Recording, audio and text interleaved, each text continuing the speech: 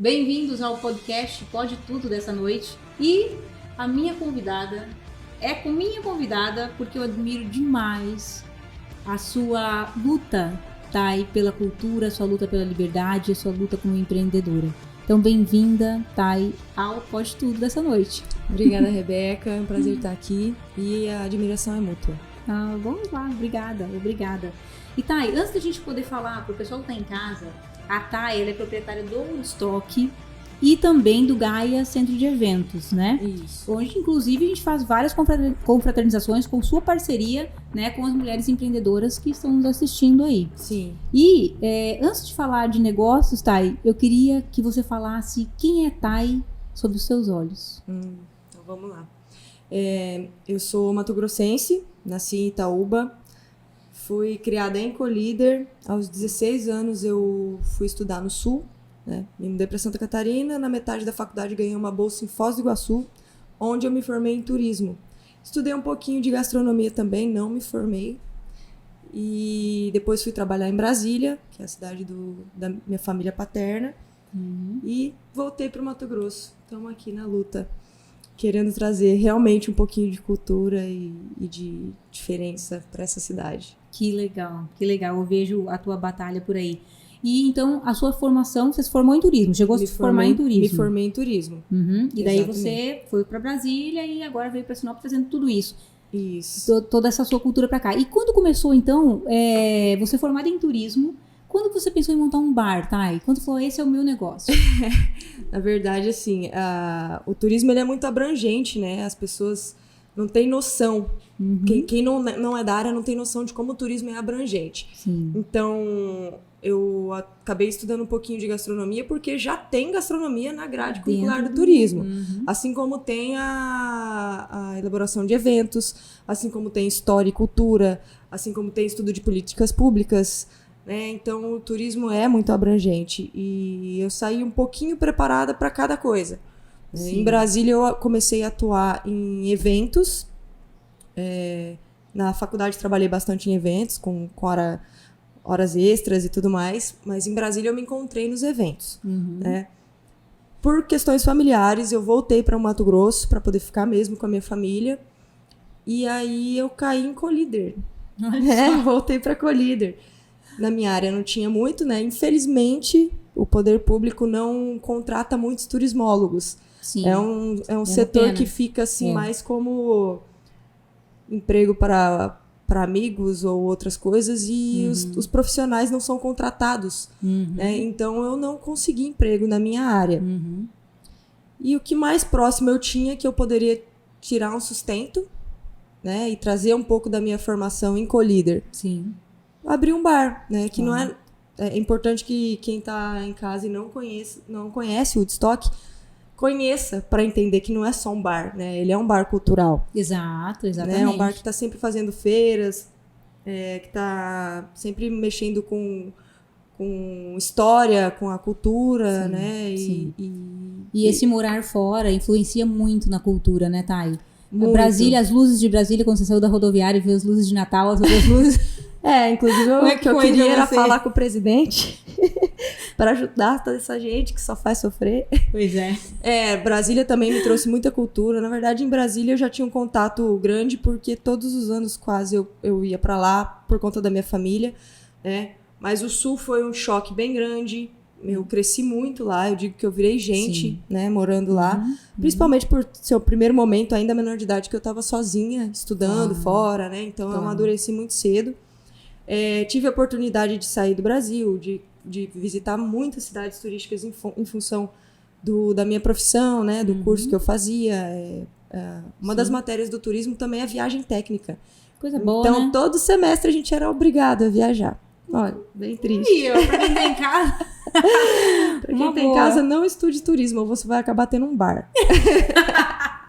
Mas olha, é bom demais também. É bom. E outra, através do seu bar, que eu gosto muito, inclusive, a gente tem acesso a outras coisas. É o que você falou. Não é simplesmente sentar lá e tomar uma cerveja. Tem outros papos bons rolando ali. Tem outras coisas boas que você agrega no bar. Ou seja, você traz um pouquinho de tudo isso que você viveu fora para dentro do bar. Sim, né? sim. Reunindo pessoas das mais diversas tribos ali, né? A ideia do Woodstock sempre foi ser acolhedor, né? Como o próprio nome de Woodstock, ele começou como um evento para integrar, né? Então, no Woodstock de 69, por exemplo, tinha de freira ao malucão doidão tomando suas coisas, né? Exatamente. Então, assim, a gente tenta ser acolhedor, conseguimos mostrar a energia que a gente tinha para trazer, né?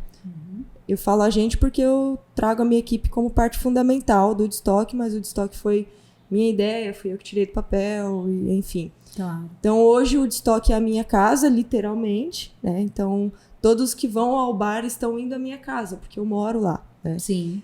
Então, é um jardim aberto que todos podem confraternizar, conversar, trocar ideias.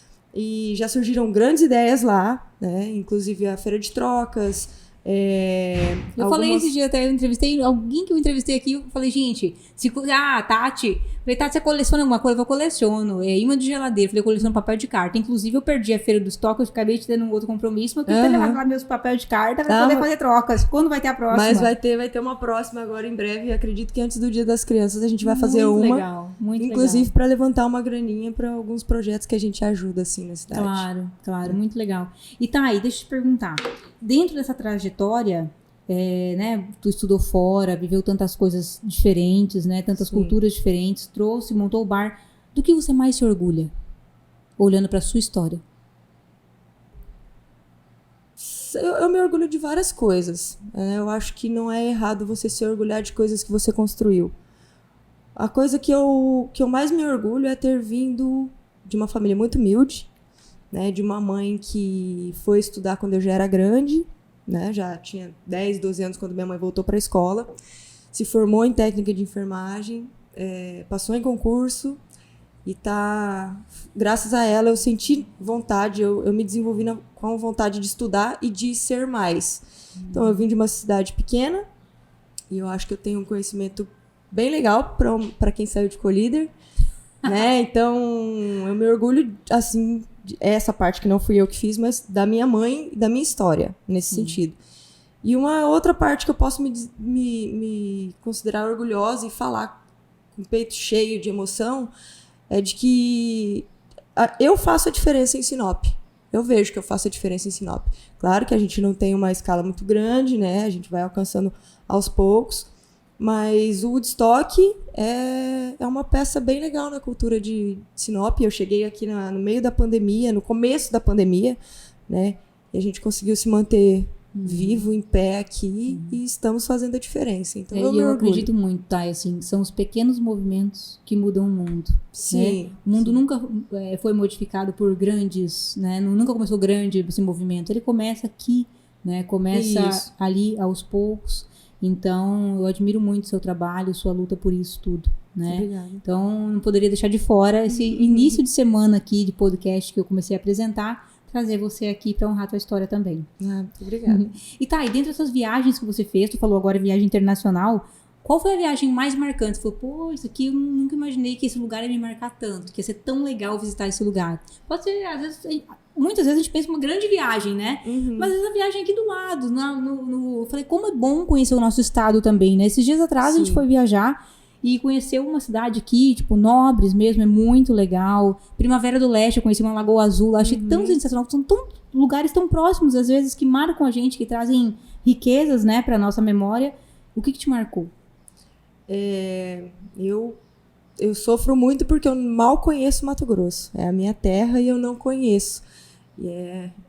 Novamente falo, isso é uma coisa que me dói como turismóloga. Pois. Porque as prefeituras, e o Estado, eles não dão a condição pro Mato Grossense conhecer o próprio Estado. Então a gente fica pensando, vou pro Nordeste, salva um monte de dinheiro, guarda dinheiro para ir pro Nordeste, para ir pro Rio de Janeiro, para São Paulo, sendo que Mato Grosso tem muita coisa linda, né? Agora, uma coisa que eu realmente... Uma viagem que me despertou foi a Chapada. Olha só aqui. Porque eu demorei muito para conhecer a Chapada dos Guimarães, né? Quando eu era criança, a gente ia para Goiás e Brasília para ver a família do meu pai e nunca viajamos no Mato Grosso. Então, depois que eu voltei, em um ano que tava com tudo fechado, eu já tinha inaugurado o bar aqui, mas a gente não podia abrir no Réveillon, Natal, enfim. Eu fechei o bar e fui pra lá. Então, ficamos em uma casa, em 4 pessoas, praticamente não saímos na rua, né?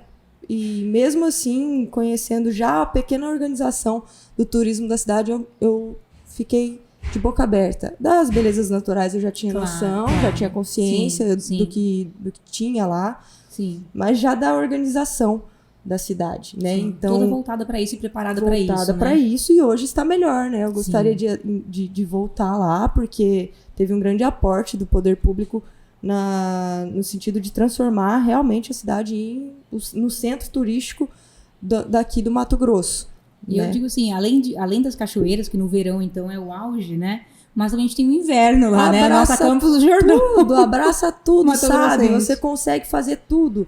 Então, assim, tá frio, nossa, vamos pra Chapada tomar um vinho, comer um fundi.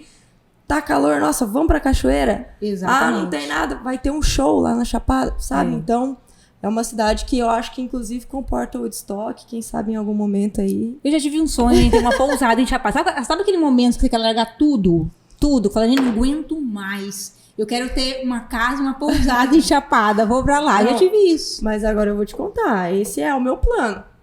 Trabalhar enquanto estou nova, assim, que aí depois eu quero montar uma pousada, ser bem nessa pegada Woodstock, acolhedora e todas as tribos, e é o que eu quero, assim, para um futuro um pouco distante, mas é o que eu quero para o futuro. Os passos começam agora. Já começaram. Né? Pronto, então pronto. Já tá com o terreno lá? Já. Conta pra nós. Ai, ainda não. Tá difícil. Aluguel tá caro.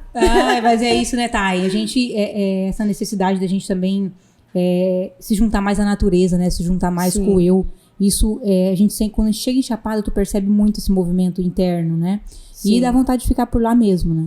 A gente se perde muito na rotina, né? E esquece que nós temos raízes e que nós somos parte do meio ambiente, da natureza. A gente esquece. Exato. A gente se torna um pouquinho robô da rotina e esquece desse contato natural. Né? Então, é importante tirar um momento, se não conseguir diariamente, pelo menos toda semana. Você, por exemplo, que tem filha pequena, né? Quem tem criança... Tentar reatar esses laços com a natureza, fazer uma caminhada, né? Parque ecológico, as trilhas aí que tem, as cachoeiras.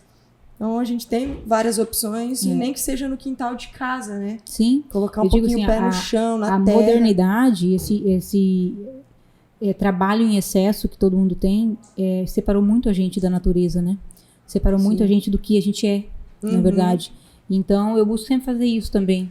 Ao menos em alguns movimentos do dia, ou se não, alguma vez por semana. E claro, a Maria, né, minha pequenininha, eu sempre tento, faço o possível para que a gente possa ter esse contato. E ela tem a sorte de ter a avó dela e o vô dela lá, né, que moram no espaço também, né? Uma propaganda aí para quem não conhece, a Morada da Sol. Entra lá no Instagram, Morada da Sol, e conheçam aquele espaço maravilhoso para você fazer seus eventos, suas festas também, maravilhoso. Thay, e fala para mim, em alguma dessas viagens, você já passou algum perrengue? Daquele perrengue que fala, pô, que vexame. Não, tirando todos os perrengues da época das viagens de faculdade. A faculdade já é um perrengue por si só, né? É um perrengue, né? Você já sai lá formado em ser humano. Eu não tive tantos perrengues assim, não. Acho que porque eu já estava um pouco preparada como turismóloga, né? Eu lembro de um perrengue muito grande, que foi quando eu era criança ainda, com meu pai, que o carro quebrou numa estradinha da Bahia, e ficam lá os 4, não eram os 6 mané sentido litoral, eram os 4 mané, porque nós éramos em 4, né? E o carro quebrado, já final de tarde, começando a penumbra, e meu pai, fica dentro do carro porque a estrada é perigosa, e ele lá pra fora, igual um bobo, acenando, e nada de ninguém parar. Daqui a pouco deu aquela vontade de criança, né? Sim. Querer fazer xixi. Sim. Então, não, pode sair rapidinho pra fazer xixi, mas volta pro carro. Pois foi o xixizinho que salvou. Porque a hora que meu irmão e eu saímos do carro pra fazer xixi, foi que um cara viu que tinha criança e parou. Falou, moço, você tá numa rota de assalto, você não amanhece aqui. Aí ele, eu tô há mais de hora aqui acenando, e ninguém ia parar, se ninguém para. Eu só parei porque eu vi teus filhos. Exato. Então, vamos lá Mas essas viagens com os pais são as melhores quando a gente é pequeno, né? Eu me lembro, a assim, gente não tá muito preocupado com nada, né? Nem com chegar. A própria viagem é a diversão. É o mais legal, na verdade. E eu lembro, Thay, nas minhas viagens quando eu era criança, o que meu pai fazia com a gente? Ele fazia a gente ficar comendo banana. Sabe quando a gente vai, acabou o dinheiro, você volta, não tem mais dinheiro, você tem que... A gente voltava, meu pai parava na serra, comprava um cacho de banana e a gente ia comendo a banana até voltar. Meu pai é a figura, ou a mesma música, né? Depois a gente conseguiu lá, tá, foi melhorando a coisa, mas a mesma música é sempre, a gente ouve a mesma música. 2.000, 3.000 quilômetros. Sempre assim. Ah, não, nosso carro então devia ser mais moderno, porque tinha um cassetezinho lá. Já tinha 8, 9 músicas de cada lado da mas fita. Tinha, mas meu pai ouve a mesma. E a gente levava a gente levava a caneta Bic pra se enroscar, dava viradinha. Não se enganem, o cabelo azul aqui não é de adolescente, não. Já tem um pouco mais de anos acumulados. Tá, e o que te inspirou a dar o nome de Woodstock? Foi realmente o festival? Realmente o festival, né? E os artistas que tocaram lá, porque o meu som favorito é o som produzido entre 50 e 70, né? Sim. Então, até o rock anos 80, pra mim, já é muito moderno. Eu gosto, mas, assim, eu cresci com Beatles, né? Com a galera mais antiga, com Jefferson Airplanes, que é um som bem psicodélico, que não estourou no Woodstock por causa do atraso da Janis Joplin, senão provavelmente seria uma das maiores bandas do mundo.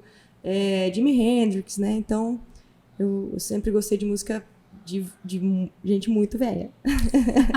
Alma. Eu não sei quantas vezes eu já vim pra cá, mas talvez até eu já tenha ido pro Woodstock, né? Ué. E depois voltei aqui no Brasil, não sei. Você carrega a herança de dar a continuidade no processo. Pode ser. Thay, e pra gente poder finalizar esse encontro, de te conhecer um pouquinho mais, conhecer quem é a empresária, a mulher que tá por trás de tudo isso, né, desse projeto cultural que é o Woodstock, que é o Gaia também.